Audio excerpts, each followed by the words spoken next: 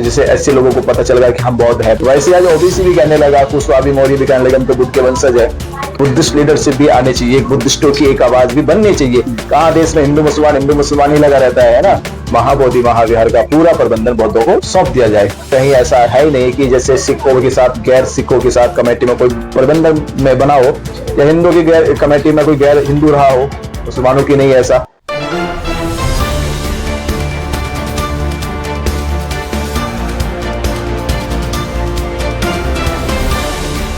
आंदोलन जो हुआ था उसके बारे में आप क्या बताना चाहेंगे? 12 फरवरी 2026 को जो दिल्ली के जंतर मंतर पे महाआंदोलन हुआ, ये आंदोलन महाबोधि महाविहार मुक्ति के एक साल जो पहले 12 फरवरी 2025 में बोध गया में ये प्रोटेस्ट शुरू हुआ, तो उसका एक साल हुआ। और एक साल में जितने भी उतार चढ़ाव और इस आंदोलन को लेके जितने समस्याएं और समाज में क्या हमारी कनेक्टिविटी बनी और समाज में कितनी एकजुटता आई, तो ये तैयारी थी कि दिल्ली में भी बोध गया में प्रोटेस्ट हुआ। फिर बोध गया से लेके महाराष्ट्र के अलग अलग शहरों में धम्म ध्वज और जनसंवाद यात्राओं के माध्यम से समाज को जगाया गया, और वो फिर अनेकों स्टेटों में गए।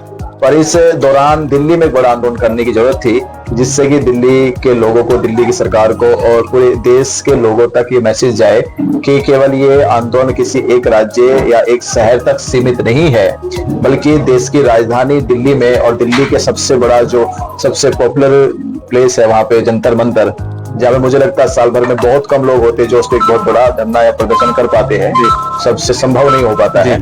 तो हमने उसी पे ये आंदोलन किया और वहाँ एक बड़ा आंदोलन हुआ, जिसको देखते हुए दिल्ली प्रशासन के जो हाई कमान थे वो सब हाई अलर्ट पे आए। हमारे लोगों को जिस तरह से रोका गया, बैरिकेड लगाए गए, रोड जाम किए गए और लोगों को बसों में भर भर कर उनके जंतर मंतर से डाइवर्ट किया गया। उसके बावजूद भी जब देखा गया कि हजारों हजार लोग जंतर मंतर पहुंचे, तो ये ताकत अभी हमारे जो सरकार तक पहुंची है और सरकार में ये बातें उठने लगी है। कल भी नेशनल माइनॉरिटी कमीशन की मीटिंग हुई है, बोध गया में मीटिंग चल रही है। उधर बिहार के मुख्यमंत्री की से महाबोधि महाविहार की कमेटी वाले लोग जो लोग हैं वो भी अब मिल रहे हैं। तो ये सब हलचलें चल रही, महाआंदोलन करेंगे। यह महाआंदोलन का मुख्य उद्देश्य क्या था? उद्देश्य एक ही है, जो वर्षों से चला आ रहा बीटी एक्ट 1949 को रद्द किया जाए और महाबोधि महाविहार का पूरा प्रबंधन बौद्धों को सौंप दिया जाए। विश्व भर में ऐसा कोई धार्मिक स्थल या धार्मिक मानने वाले समाज कहीं ऐसा है ही नहीं कि जैसे सिखों के साथ गैर सिखों के साथ कमेटी में कोई प्रबंधन में बना हो, या हिंदू की गैर कमेटी में कोई गैर हिंदू रहा हो, मुसलमानों की नहीं। ऐसा तो दुनिया भर के किसी धर्म के साथ ऐसा अन्यायपूर्ण व्यवहार नहीं होता। तो फिर बौद्धों के साथ जानबूझकर अब तक 1949 से लेके भारत के बौद्धों के साथ ये अन्यायपूर्ण व्यवहार क्यों किया जा रहा है, तो ये जानने के लिए ये काफी लंबे समय से आंदोलन चल रहा है। पर भारत में बौद्धों को एकजुट ना देखना, भारत में बौद्धों की संख्या कम होना, इससे सरकार में कोई ज्यादा फर्क नहीं पड़ने की वजह से वो लोग मनमानी करते रहे। पर हमें अभी यही करना है कि हम सब लोग, भारत के जो SC ST OBC है वो प्राचीन काल के बौद्ध लोग हैं, और धीरे धीरे सबको मालूम होने लगा है। जैसे ऐसे लोगों को पता चल गया कि हम बौद्ध हैं। बाबा साहब अम्बेडकर जी ने जब दीक्षा ली तो उन्होंने कहा कि इस भारत के सभी जितने भी SC लोग बौद्ध हैं। बाबा साहब ने लाखों लोगों के साथ दीक्षा ली। वैसे आज OBC भी कहने लगा, कुशवाहा मौर्य भी कहने लगे हम तो बुद्ध के वंशज है। तो फिर भी साक्य यादव तमाम जाति के OBC लोग भी अपने आपको बौद्ध कहने लगे। तो ये बात की जैसे संख्या बढ़ती जाएगी वैसा हमारा प्रभाव बनता जाएगा।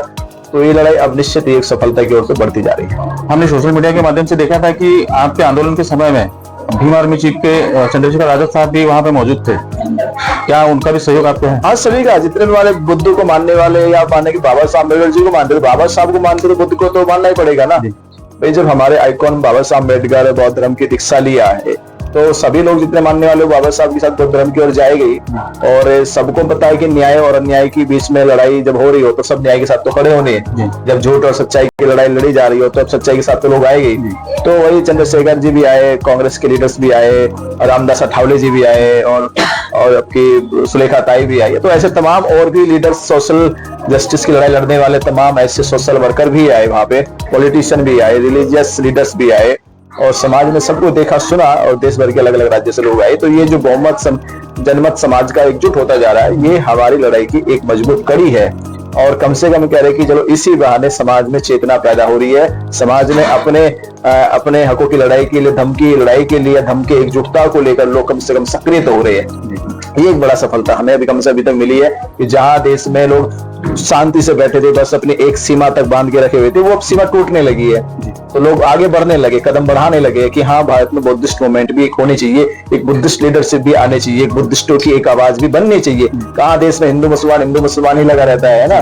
तो देश हिंदू मुसलमानों से नहीं चल रहा है, ये देश संविधान से चल रहा है। और संविधान में जितने भी भारत में भी तक वर्तमान के धर्म है, उन सबको बराबर राइट्स है भारत में अपने धार्मिक संवर्धन करने की, भारतीय संगोष्ठी करने की, भारतीय धर्म की उपासना करने की। तो वो सारे लोगों को आज देखा जाए तो बौद्धों को पीछे दिखाए जाते हैं, तो आज बौद्धों की भी अपनी एक अलग पहचान दिखती है। जैसा देखे सभी लोग अपने अपने श्रद्धा विश्वास से धर्म में काम कर रहे हैं, और हम यही कहेंगे ये भारत एक जो सभ्य देश कहलाता था, उसकी सभ्यता बुद्ध से है। और हम चाहते हैं आगे भविष्य में भी भारत के बौद्ध लोगों को सबसे पहले आगे आकर भारत की सभ्यता के लिए काम करना चाहिए।